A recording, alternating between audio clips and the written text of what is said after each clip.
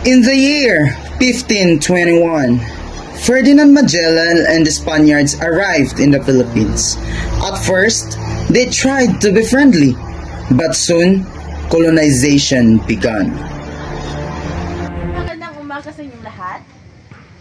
Magandang umaga, Guro. O sige, masipag upo na kayo. Ngayon, tatalakayin natin kung paano tayo sinakop ng mga Espanyol noong panahon.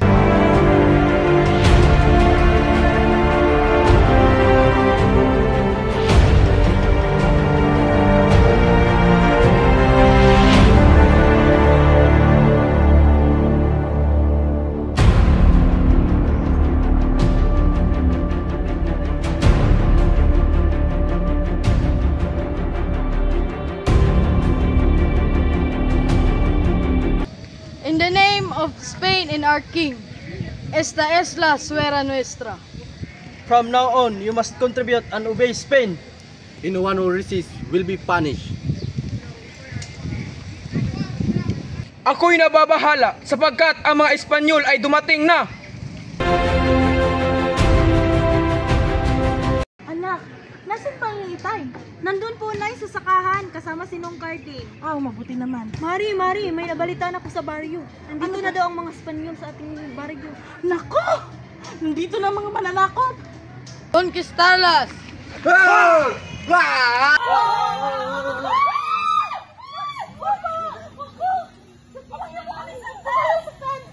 Wala po kami kasalanan! Wala kayong karapatang pumunta dito dahil amin ang bayang ito! Tumahimik ka! Anak ko! Anong ginawa mo sa anak ko? Wala kang karapatan! Magsama kayo! Ang sarap mo! Kapatid, oras na para lumaban tayo sa kanila. Ipaglaban natin ating bayan. Everyone, the time has come to face them. Conquer them all!